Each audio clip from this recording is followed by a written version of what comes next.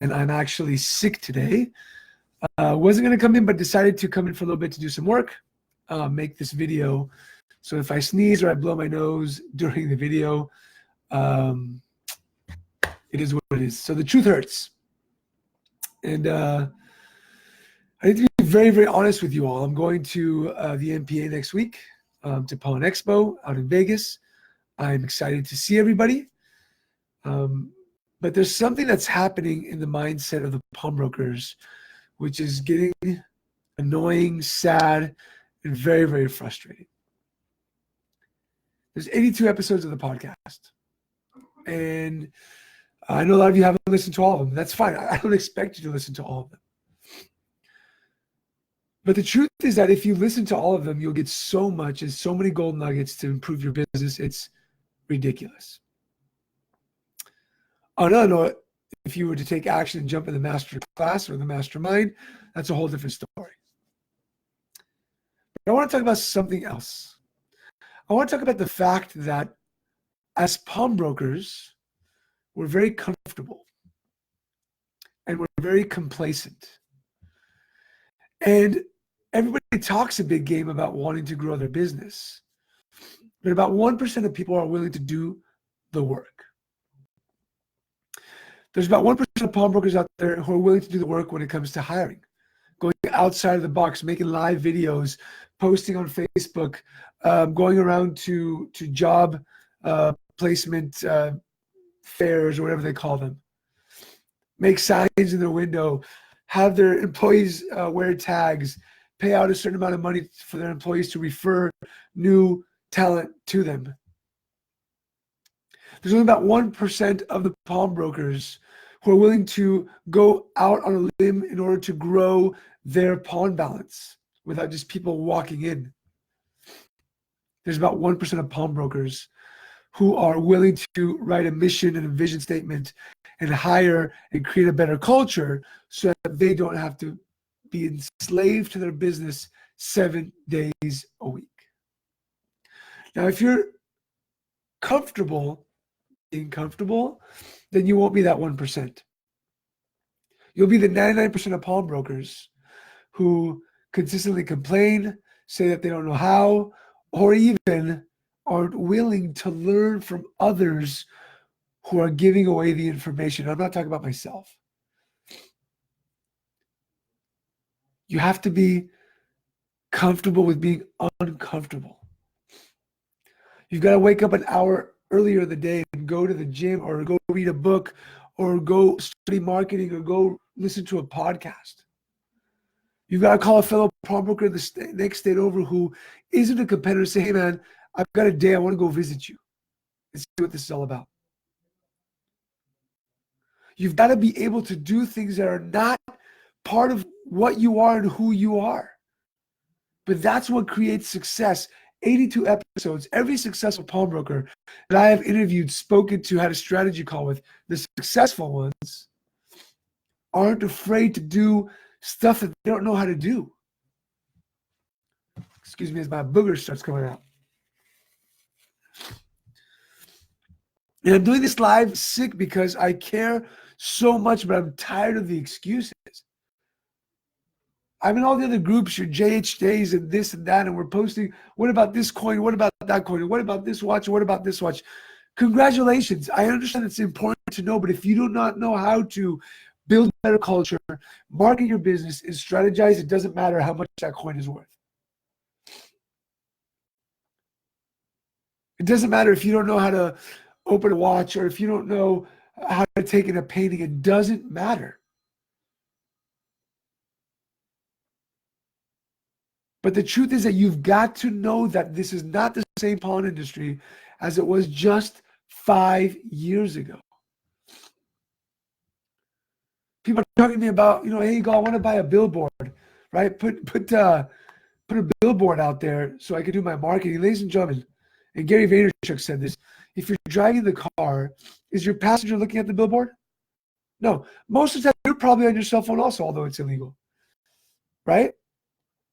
But your passenger's not looking at it. That's for sure. If you don't learn the online marketing game, if you're not learning the game of building a better culture, if you're not learning the game of your metrics, because numbers don't lie, ladies and gentlemen, they don't lie.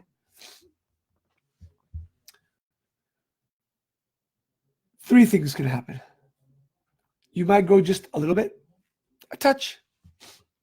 You'll plateau and you won't grow, or you'll go backwards. I don't know about you, but I want my business to grow exponentially. I want it to grow fast and furious while still having procedures in place so that I can keep it under control. But the truth is that you guys aren't ready. Many of you out there are not ready for the growth. Some people have a scarcity mindset. You think like the pawn customer. Oh, $300 is way too much money, yet there's $200,000 sitting in inventory. And I'm saying this, guys, because I've done hundreds and hundreds of strategy calls. I'm not disrespecting or talking down, but this is just the truth. We want to spend money to go to a conference and come back and like the magic hits us on the head and we've all of a sudden changed. So we'll go from conference to conference to conference to conference, writing in our notebook, taking notes. But do you ever go back and check that notebook? Do you ever go back and say, all right, I'm going to take one action, take one piece of information and go full out, committed, consistent, all the way, epic to get it done? I walk into stores and the stores are dirty and the stores, I get complaints about like, oh, this manager's been with me for 8 months and I can't fire them, but they stole from me. And I said, why can't you fire them? Because it's really hard to find new people. I agree with that, but you are keeping a pawn pirate in your location. It's destroying your culture.